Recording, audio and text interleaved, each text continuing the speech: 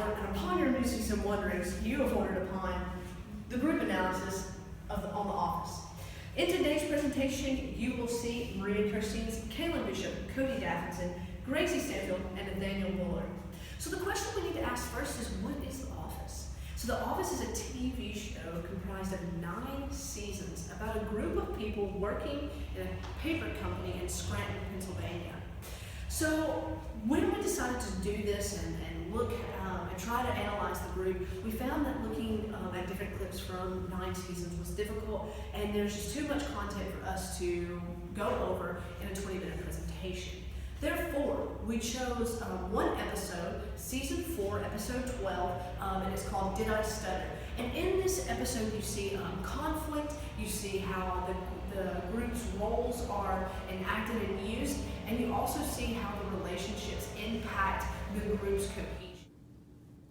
So to understand The Office and understand its humor, you really have to understand the characters' roles and their relationships with one another. So we've decided to highlight the roles of a few different main characters who are featured in the episode that we wanted to highlight.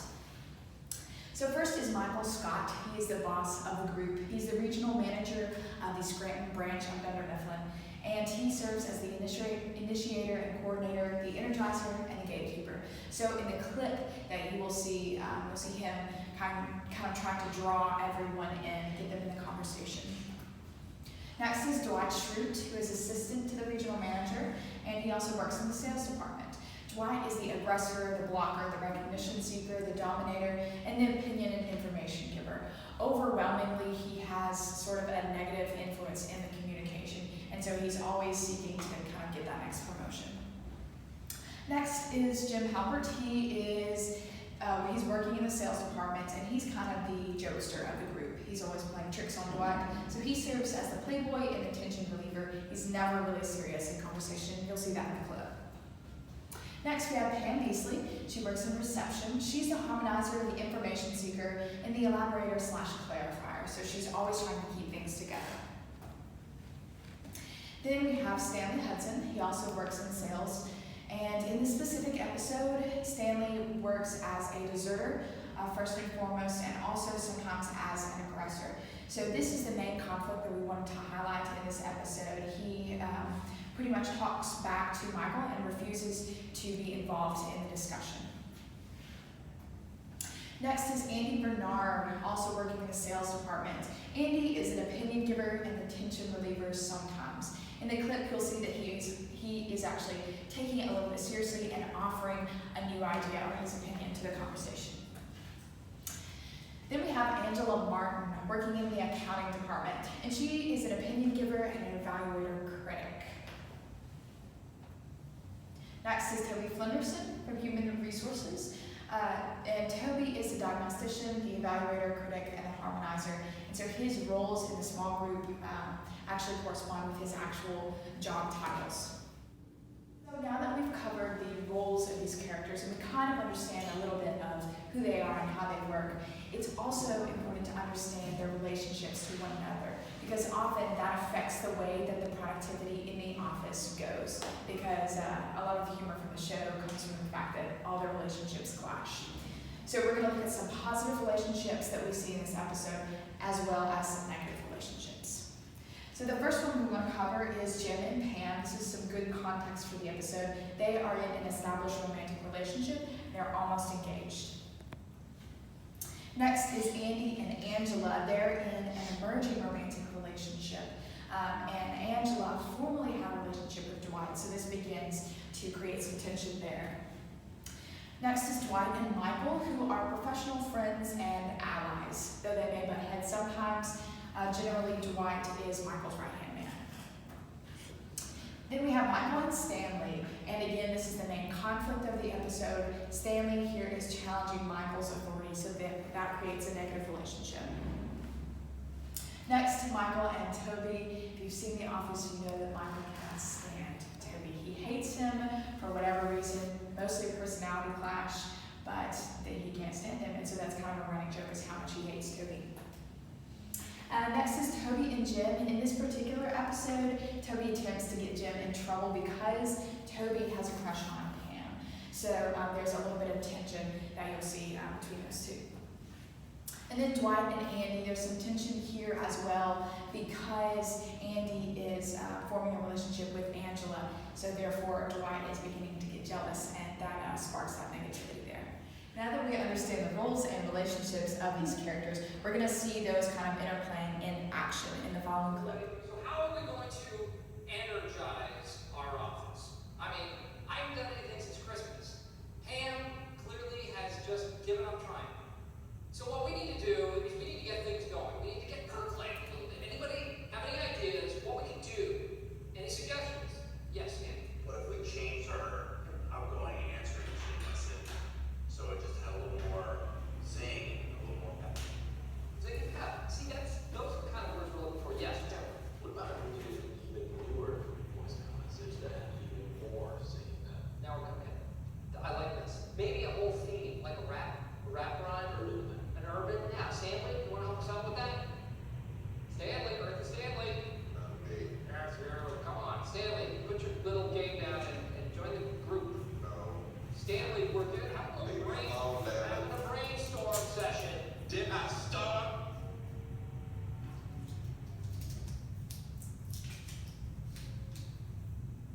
Good. This is good. I'm going to grab a glass of water. Now, let's look at the homogeneity versus the heterogeneity in the group. To better understand this, let's first define these two terms. Homogeneity is defined as being the quality or state of being all the same or all of the same kind, while heterogeneity is defined as the quality or state of being diverse in character or content. So, what makes this group alike or different? First, let's look at the homogeneity. These are three aspects that aid in the homogeneity of the group. First, their work environment, or the actual office space. Second is the area in which they live, Scranton, Pennsylvania.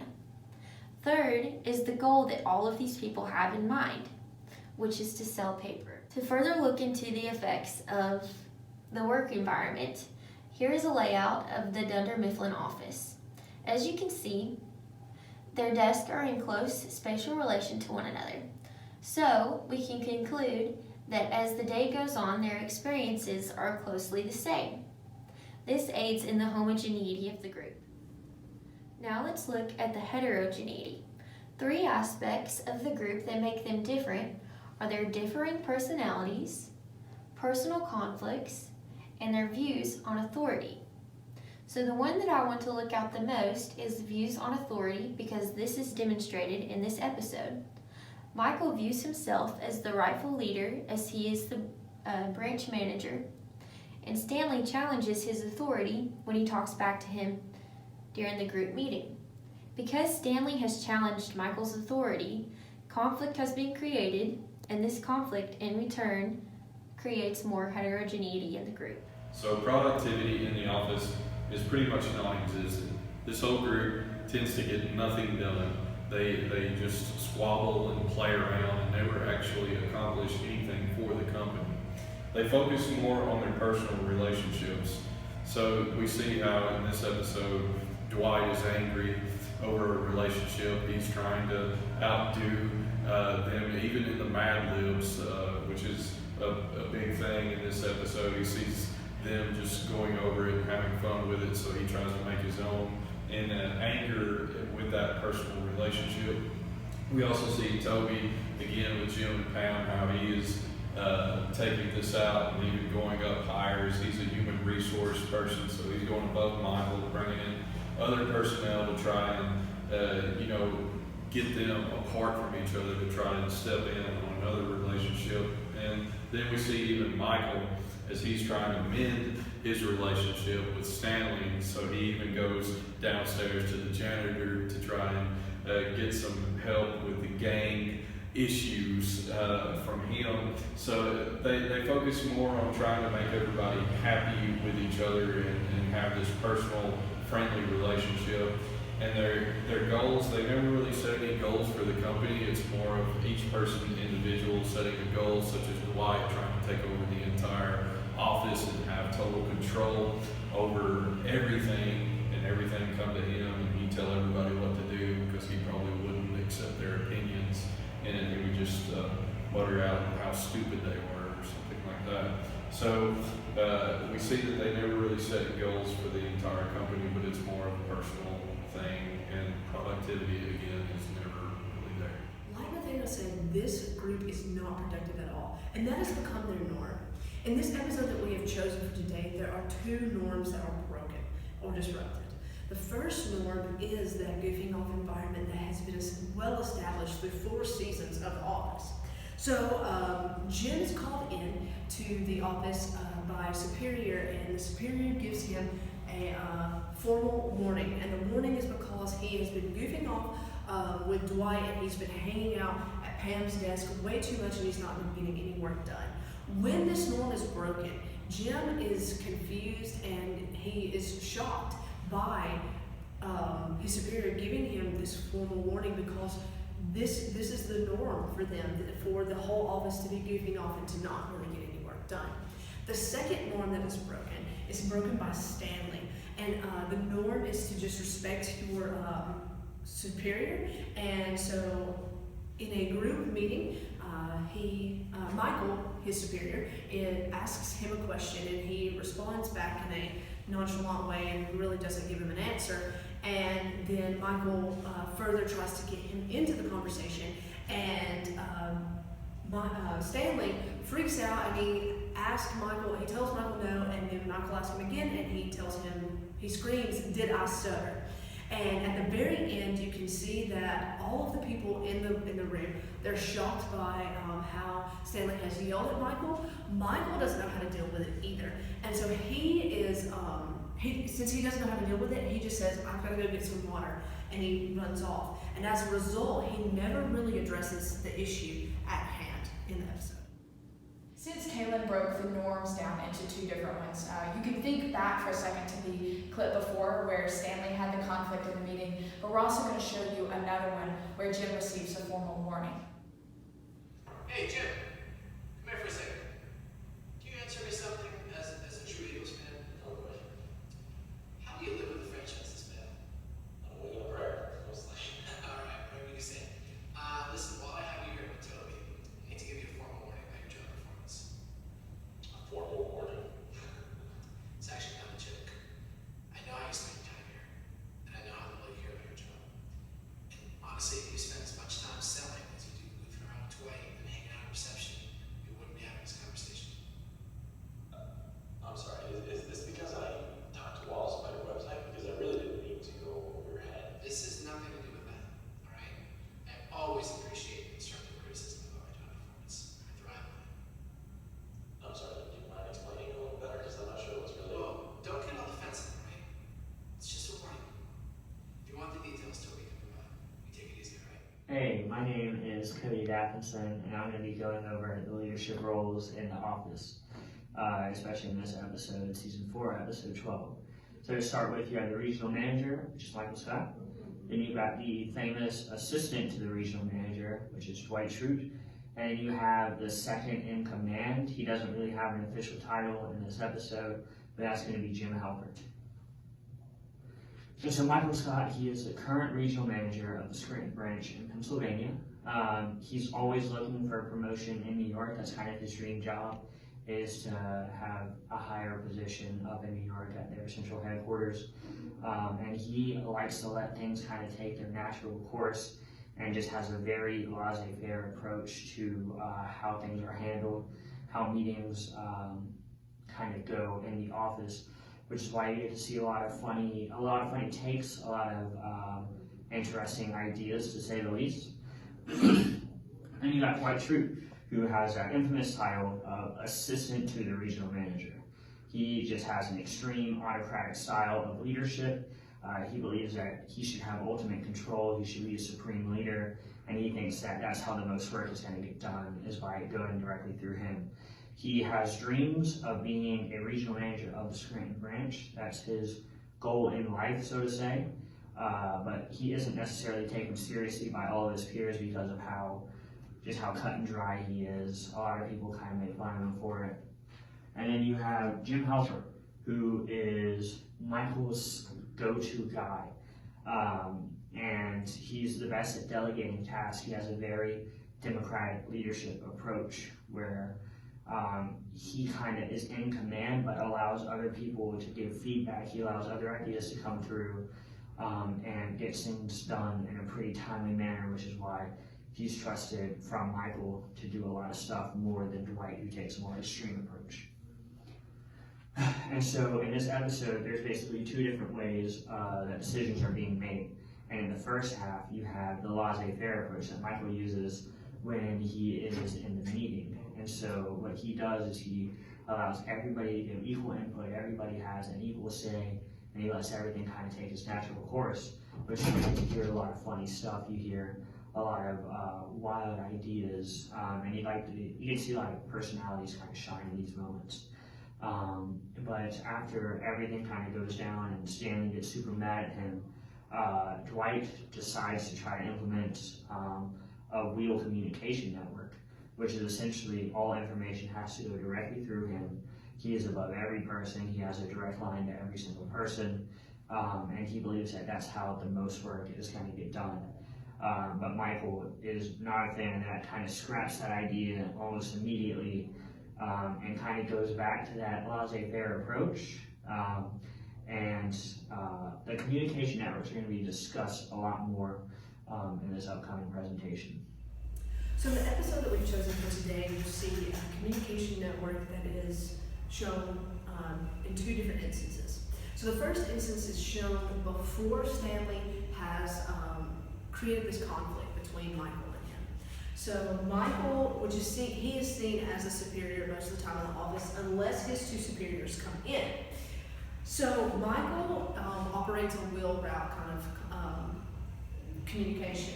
He is talking to all the people on the screen, and they are talking back to him. It couldn't be a star method because when they are in a meeting or things, he is talking directly to the people, and they are giving their answers back to him. So there is no extra communication going on. So it eliminates the star method. It also eliminates the circle method as well because they're still going to Michael. Now, after, also in this, if it's a really big decision that needs to be passed down, it would go through a chain, but that is not done as much as the wheel route in this episode. Now, when Stanley disrupts the cohesion of the group, Dwight comes in, and Dwight has been trying to take over a leadership role for forever. And so he proposes this communication network to Michael because Michael cannot settle on how he wants to handle this. He's scared of Stanley, so he doesn't want to handle the hardships of Stanley being mean to him. So here is Dwight's communication network, and it is a wheel route. With Dwight's character, though, I don't know if he will be listening to the communication going back to him. So Dwight calls this his emergency organization chart, where he becomes the superior over everyone, and he pretty much tells everyone what to do. And so Michael does not say yes to this, but Dwight works very hard to try to get this enacted in this episode. Now let's look at conflict and cohesiveness in the group. There is obvious conflict between Stanley and Michael. There are actually several different types of conflict that can arise when working in a group, some of them being task conflict, procedural conflict, and interpersonal conflict. The one that audiences clearly see in this group is interpersonal conflict. That is what arises when Stanley challenges Michael's authority. Interpersonal conflict is also known as a personality clash. Stanley explains at the end of the episode that he does not like Michael. He doesn't like his ways of leading or his views on authority in any way. Now let's look at cohesiveness. Cohesiveness in groups is regarded as the complex of forces that bind members of a group to one another and to the group as a whole. It is a form of we-ness rather than I-ness. At the end of the episode, we see that Stanley comes around to viewing Michael as a leader. He respects his position rather than his personality. And because of this, there is a collectiveness that is felt at the end of the episode. So with member satisfaction, for any group, it's good to have, cohesion and everybody on the same page and everybody together. But in this episode, Stanley still has no respect for his boss, and they acknowledge this. Both of them alone in the one scene, they acknowledge that they don't have any respect, that Stanley doesn't have any respect for Michael, and Michael accepts that, and they agree to disagree. So I guess in some ways the conflict is resolved, but it still isn't satisfied. Jim is still goofs off with Pam, so this shows no respect again towards the authority and towards what Michael is trying to do in the meeting. And we see that Dwight is still, throughout the whole series, is wanting power. And we see that, nothing really, no one individual is ever satisfied in this group because, again, their goals and their settings, there's all more personal things rather than actually achieving company status goals and doing things for the company. I think they should have more of a personal, they need a more professional rather than a personal work ethic, and that is absent from this, is a professionalism and working towards one goal. But again, nothing is really satisfied with this group. Well, Trevor, our time has come to an end, but we are so thankful that your musings and wonderings have brought you here to us, the group analysis on The Office. We hope that the way that we've conveyed our content about the group and how they interact and in their relationships with each other and the way that they've handled conflict or didn't handle conflict will help you understand group communications as a whole. Until next time, Trevor.